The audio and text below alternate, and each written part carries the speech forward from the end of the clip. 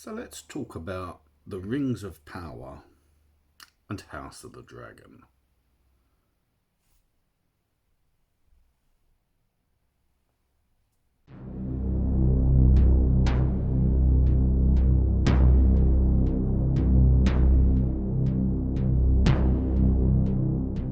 Now, I want to begin with an excerpt from the Downfall of Númenor, as written in the Silmarillion. To the fathers of men of the free, faithful houses, rich reward also was given.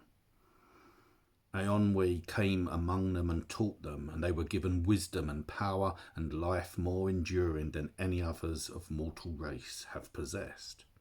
A land was made for the Edain to dwell in, neither part of Middle-earth nor of Valinor, for it was sundered from either by a wide sea, yet it was nearer to Valinor.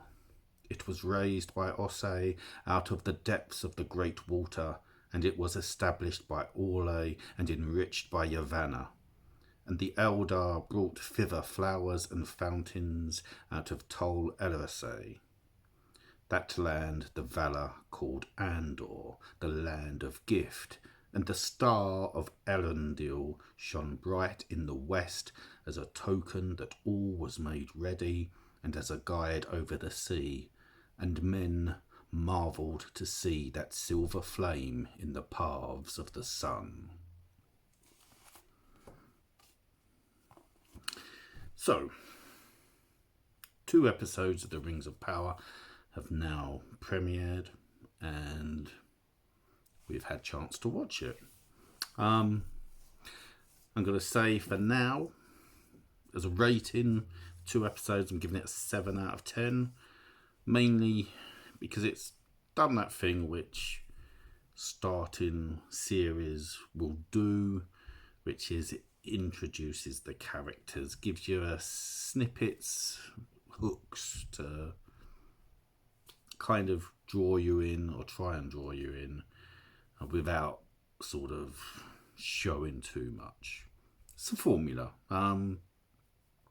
The first 2 episodes feel very much formulaic. Could nerd out a little bit. I'm sure I will see it in the coming days. That particularly in episode 2, when we get to see the dwarves, that people are gonna bemoan the fact that you see dwarven women, not a problem, they don't have beards.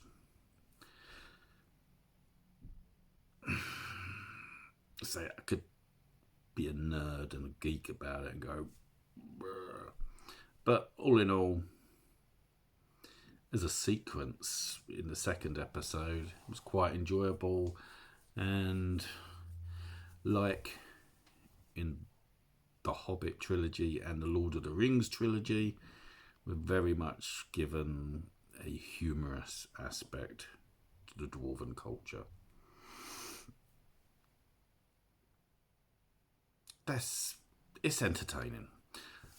The biggest thing that I would say I noticed, and will take some adjusting to perhaps, is the different demeanours we are given or presented of younger versions of Elrond and Galadriel. Now, I'm calling them younger versions. I mean, they're not young. They're not teenagers. I mean, you could probably have a little bit of a debate about their ages. It's just nothing I have ever read in the appendices, the Silmarillion, Unfinished Tales, anything where there's mention of Elrond and Galadriel to suggest that they had, shall we say, a period of impetuosity. Yes, Elrond was sort of the herald of Gil-galad, but everything that was written by Tolkien suggested that Elrond and Galadriel have always been individuals recognised for their wisdom. And it's what goes on for the films we are and books we are familiar with, The Hobbit and Lord of the Rings, that they are sort of the centerpieces behind the White Council. So that is probably the one thing that'll take some getting used to. It's not that it's not Kate Blanchett and Hugo Weaving. It's more the angle they're writing the show from with these characters. It doesn't feel quite right. I'd say 7 out of 10. I didn't hate it. It was entertaining. I will be watching more. I mean, pretty much I sort of said to my wife, I think the thing I am looking forward to most, and on my previous video about, and in anticipation of this, my biggest fear is timeline condensing, which to me will sell short the idea of the downfall of Numenor. How they portray Numenor is probably, for me, going to be the make or break of the show, whether I am on board or not. That's just me, because I'm a massive fan of the Dunedain and their history and how that gets portrayed. I personally believe it is a big mistake to overlook the gift of men, i.e. mortality, that they die, versus the immortality of the elves. Not playing to that to full effect, I think might be the downfall. I might be wrong, and I hope I am. I mean, that's kind of a nerd level criticism that I can acknowledge and know that general people that might not be that interested in reading the books will probably not care about. So it's about enjoying it, and I'm remain sort of open to enjoying it. I've enjoyed the first 2 episodes. A little bit of a nerd moment when you see that the music's been done by Howard Shore. I mean, it's got connections to Peter Jackson's work without it being obvious, with it being its own work. Obviously, massive production. Wait and see what happens to this individual that's with the hobbits. It's open jury on that at the moment. I mean, I understand it that the wizards arrive in Middle-earth, having been sent from Valinor, arrive by ship. They arrive in a sophisticated manner, shall we say. They arrive with a message.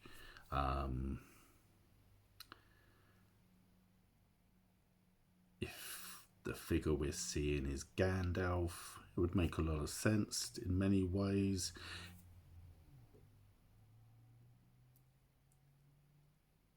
For his fondness for hobbits. It just doesn't feel quite like Gandalf. The suggestion sort of with the comet and the landing site being the Eye of Sauron. Mixed messages. I mean, if it's Sauron re-embodied, being around halflings, around the hobbits, that creates problem. Because in general, the whole thing about the rise of the hobbits in, say, The Hobbit and Lord of the Rings is that Sauron is generally unaware of them. And it's fluff. It's fluff. Wait and see what happens. I mean, the biggest trap to fall in is to judge the first season on 2 episodes. They're playing the long game. There's things to play out, like with the Witch King's sword and all a wait and see. Wait and see. Don't get ahead of yourselves. Get sucked in. Watch the programme. So, you may notice that I am wearing my Stormbringer t-shirt. And I'm going to use this to bridge from Tolkien to House of the Dragon. Because it's increasingly frustrating to see, sort of, from my perspective and my generation, an author who was pretty much, I would say,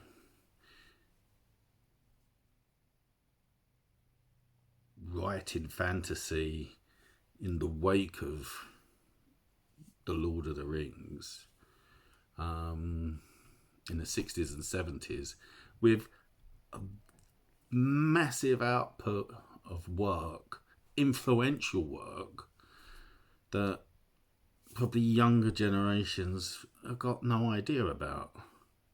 I mean, this is Elric.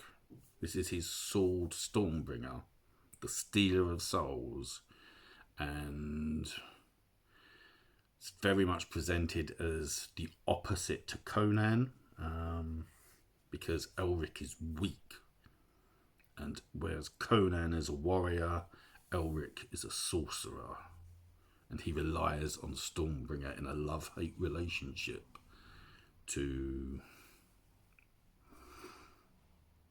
tell his story as an aspect of the Eternal Champion. And this is where we link to my other video about House of the Dragon being love letters to Elric. And you're really seeing more of this in the first 2 episodes of House of the Dragon, which I've enjoyed. It's very much Game of Thrones is back, Westeros and that.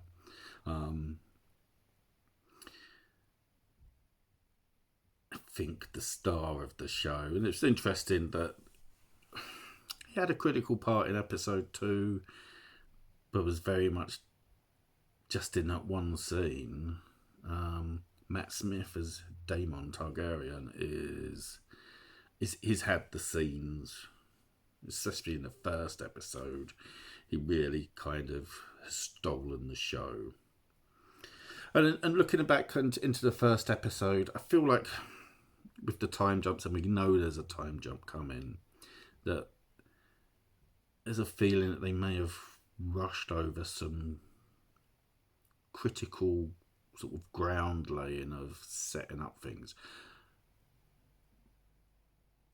Maybe, though, they've not gone formulaic. They've jumped right in and assumed that we'll gloss over some things.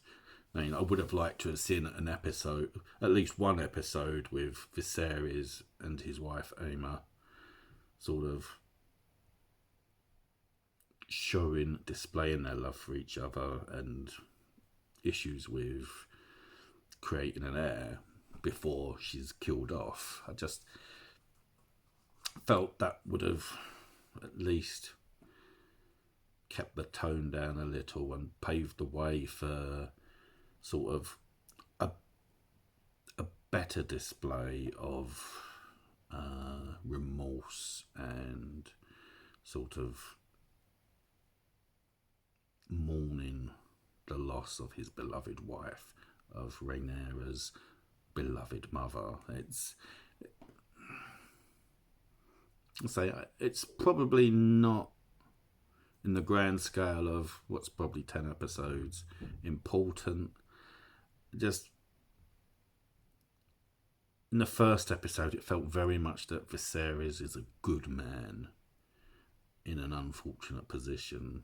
Whereas the second episode, he seems to be more of a foolish man, not a wise one. In particular, what I feel stung a little bit was we've seen in these two episodes Viserys being quite conscious of not wanting to upset parties to keep the peace, and not really even relying on Otto Hightower or the small council to guide him in this. He's already aware of this, it seems. He values trying not to upset anyone. And then in the second episode, he just makes that mistake. I mean, we could say it's a mistake.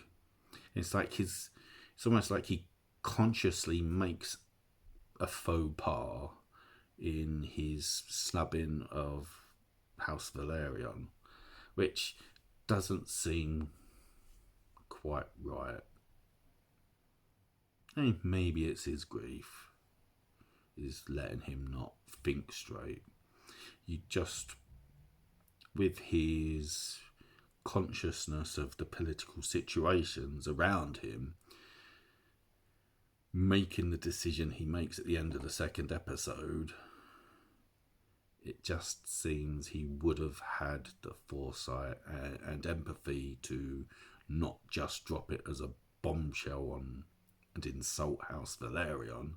He'd have a quiet word and set things in order before announcing what he does.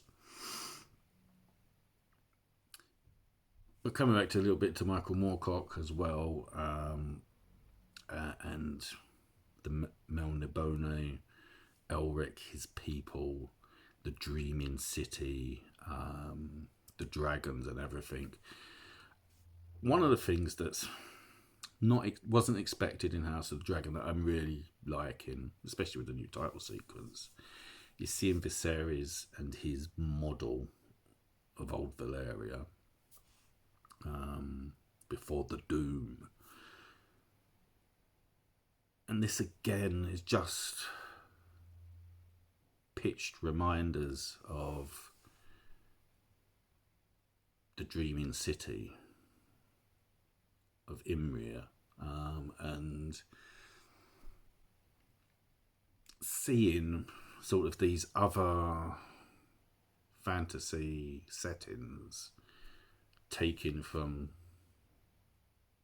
this rich world, rich world, and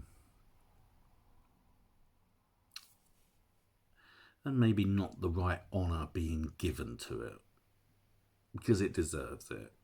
These are books, particularly the Elric books, that deserve better attention. They deserve to be read.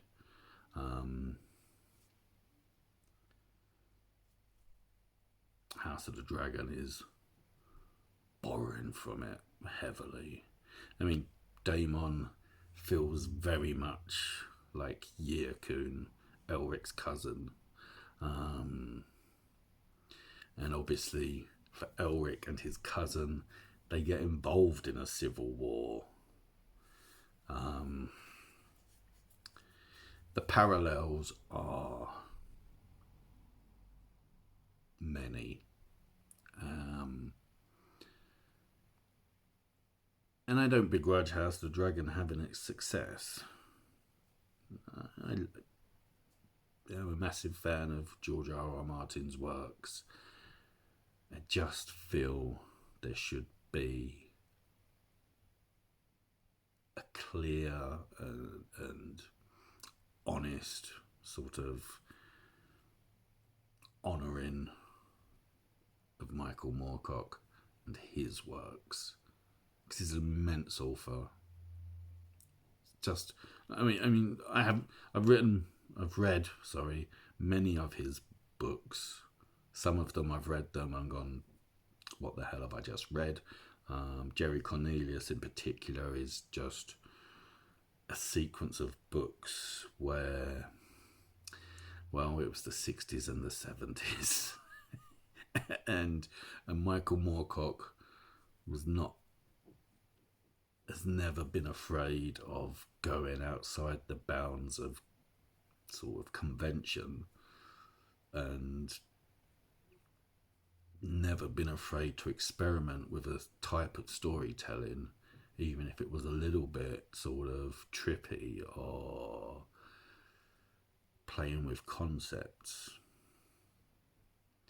I mean, it was always great reading different aspects of the Eternal Champion, and at times the Eternal Champion meets other versions of himself to deal with a problem. The first book I read of Elric's was Sailor on the Seas of Fate, and there's a section in that when he meets up with two versions of himself from alternate multiverses. And this is another thing. When we're seeing it with DC, Marvel, etc., etc., everyone's going on multiverse or story arcs. Michael Moorcock's already done it. I mean, he may not be the original source of playing with ideas like that, but there's a moment in Sailor on the Seas of Fate where Elric meets up with two versions of himself because the threat they are facing is so great they have to unite, and when they sort of make contact with each other, they join arm to arm and become more powerful because they're the Eternal Champion in three forms binding together to create sort of the power to deal with a problem. And one of the reasons why Elric is so popular, or was so popular, say it's faded in the last 25 years, because it was big in like the 80s, early 90s.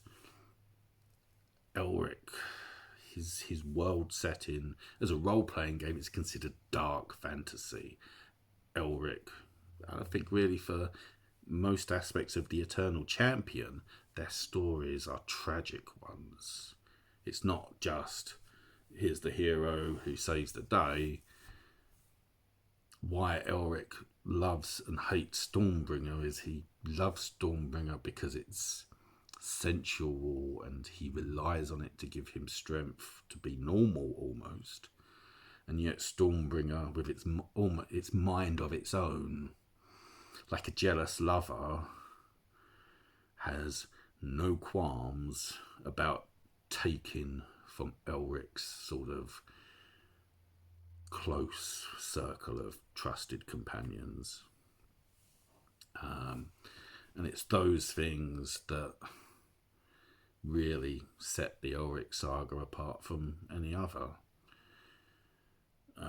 Remember reading briefs, sort of outlines in the role-playing games, even from the 80s versions of role-playing games, where it's Elric is a different character, because unlike other heroes in the fantasy genre who may go out to win a kingdom, Elric starts with one, and Elric loses it, shall we say. And is very much an anti-hero in many ways, but he's wise, he's clever, he's cunning, and has a lot of power, which is just an interesting way to tell a story. Really, as a moment of self-reflection, it's probably why when I've run games or LARP systems or whatever, players or people having power doesn't bother me. It's what they do with the power. We had a running joke with Element that there was like a skill list where you'd gain heroic status, which would give you super excellent buffs, and nearly to a person, every player who got heroic status They'd earned it. They'd been awesome earning it. And then they'd gained the heroic status and then become sort of, well, let's just say they let themselves down. They achieved this power and then did not use it responsibly. And that's a fascinating insight into how we all tell stories, or how we all create opportunities for stories to be told. Digressing a little bit and probably moving away from what I intended with this video. So I'll stop there and I'll say sort of first 2 episodes of Rings of Power, House of the Dragon, they've been enjoyable.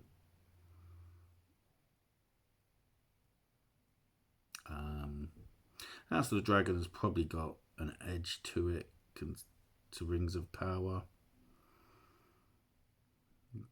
But it is just 2 episodes, and I'll be the first to acknowledge they're both setting out a story that's to be told over, let's say, a greater number of episodes or even seasons. Just House of the Dragon probably had a wow moment. Not so much a wow moment, probably more of a laugh out loud moment. That was, this is Game of Thrones, and Daemon Targaryen got it in the first episode. Using that word. But all in all, it's positive. Some good TV on at the moment, and I'm looking forward to continuing watching both shows. And obviously just that eternal question of the eternal champion. Will we ever see that on the screen? And if it does get on the screen, will we see it be given the integrity and excitement it deserves, budget it deserves? Because certainly Game of Thrones would not exist without Elric, and that is a sadness on my part. I'd at least like to see, and say, some recognition of a source that is as a generous acknowledgement of its fan fiction of this sort of world. Maybe not as original as it could be. I don't know. Don't want to get into trouble with George R.R. Martin fans.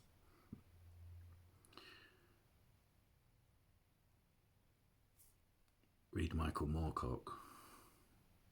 Give him the honour he deserves. Fantastic writer. That's it for now. If you've watched this, thank you. I know it's quite a long video, maybe a little bit ranty, but honest opinions about the shows, and we'll see where we go. Thank you very much. Goodbye.